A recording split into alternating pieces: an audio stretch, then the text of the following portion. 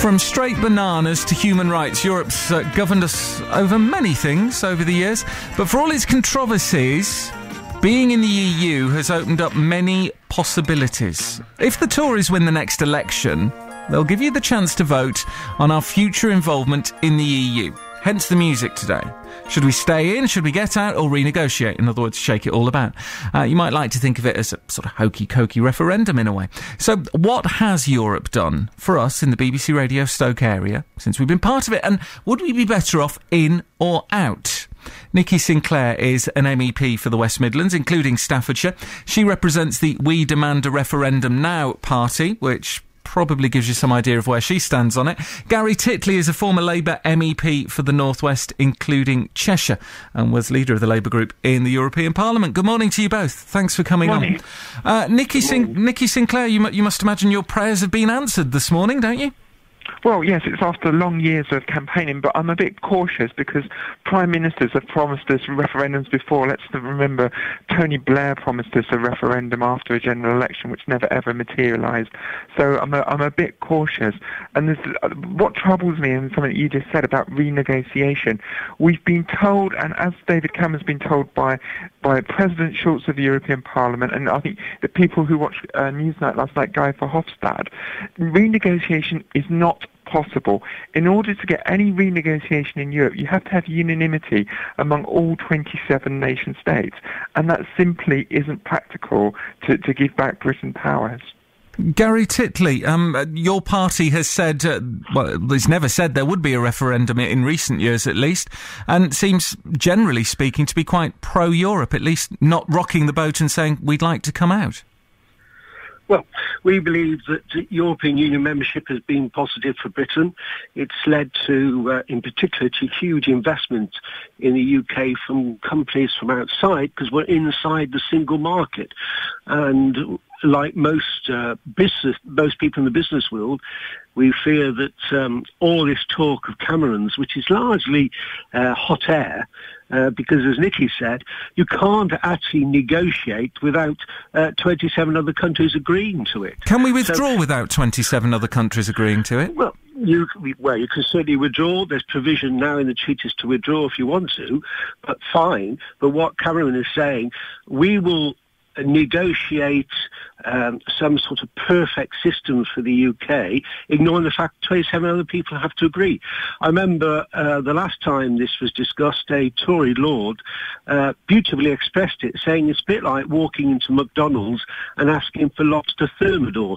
It may sound like a good idea, but it's just simply not practical and realistic. And Nikki Sinclaire, you're a former member of the UK Independence Party. Where does this leave them? Well, I don't really care about the UK Independence Party. I think there's many things. What I want to talk about is why we need this referendum. This referendum, I think, is essential for Britain. I think one of the things that I've discovered since being an MEP is that we're living in a halfway house with Europe, and it's detrimental to our economic benefit. We need to make a decision one way or the other, and that's why we need a referendum sooner rather than later. So you'd be happy then if there were a referendum and people voted overwhelmingly in favour of being a member of the European Union? Well, I don't think that would happen, but yes, I would accept the part of the reason I'm in this is because I think there's been a lack of democracy. All the political parties, Labour, Conservatives and Liberal Democrats, have failed the people. They've all promised the people a say on this, and they've never actually delivered. The single market is important, but it is ludicrous to think that we would not have access to the single market. What we must remember about Europe is that we buy far more off of them than they buy off of us. So therefore, it's in their interest to continually to freely trade. And don't forget, Chile, Mexico, other nations around the world have free trade agreements with the EU. To think that we would be some type of pariah is absolutely nonsense. And this year, we're actually leading the G8 this year. We are an important player in the world. To think that we need to be part of this little Eurozone, which has shown itself to be disastrous. And all this scaremongering, those that remember in the late 90s in the single currency argument, we were told that if we didn't join the single currency, we would lose jobs and our economy would go downhill. We didn't join the single currency, and our economy prospered outside. OK, we'll pick up on some of those points in a moment. Stay with us. David Cameron is giving his speech in central London as we speak. Let's go live to him just for a second or two. It turns its face to the world. that leads the charge in the fight for free trade and against protectionism.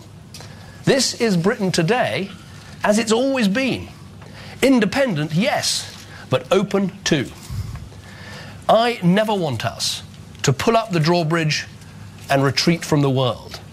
I am not a British isolationist, but I do want a better deal for Britain. But not just a better deal for Britain, I want a better deal for Europe too. David Cameron speaking live in central London this morning. Gary Titley from Labour, I mean, isn't what David Cameron's saying in that little snippet there just common sense? Who doesn't want a better deal for Britain?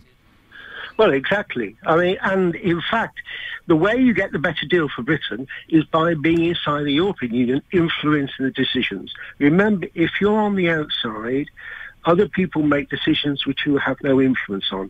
It's an abdication of Britain's sovereignty and independence by being outside a major trading bloc, one that takes something like 60% of our exports. Bear in mind, we do more trade with the Netherlands than we do with the whole of the whole of the Commonwealth altogether.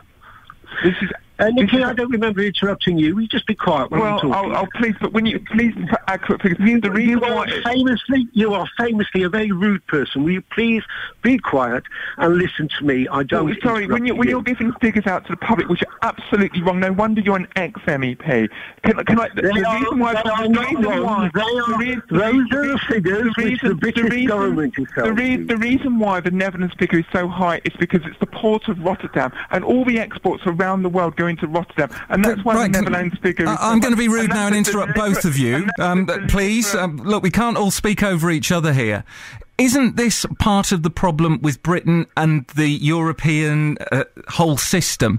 Is we don't know who to believe. We've got two people here, both of whom have been elected, diametrically opposed, it would seem, on whether being part of the EU is good for Britain. Gary Titley. Well, I mean, the UK Independence Party, which Nikki Sinclaire was forced out of, is famous for peddling myths about EU membership. That is why, for example, Cameron has just said what he said. So who's telling the truth about Europe? He knows EU membership is in Britain's interest. So who tells the truth on Europe? Well, you've just heard the Prime Minister pointing out EU membership is in Britain's interest. The facts are there. There's a lot of peddling of myths and half-stories, and it's important, particularly when we've got a press which is essentially anti-European, because the press barons who aren't British concerned about anything that might control their so-called independence, and to see what the consequences of that has been in the last 12 months. The simple fact, we are better off in than out. Nikki Sinclaire, I'm sure you'd disagree with that point. Absolutely. I just really want to hit that, because what we're actually calling for in the We Demand the Referendum Party is a royal commission to be set up to look at the cost-benefit analysis of our membership of the European Union, and then let's have a referendum on that. OK, we must leave it there. I'm sorry, but we must move on. Thanks ever so much for your time this morning, though. Nikki Sinclaire, MEP for the West Midlands from the We Demand a Referendum Now party, and Gary Titley, former Labour MEP for the North West, with their views. Katie, you were saying earlier on you don't know how to feel about it. Yeah, I don't. I don't know if that's made it any clearer.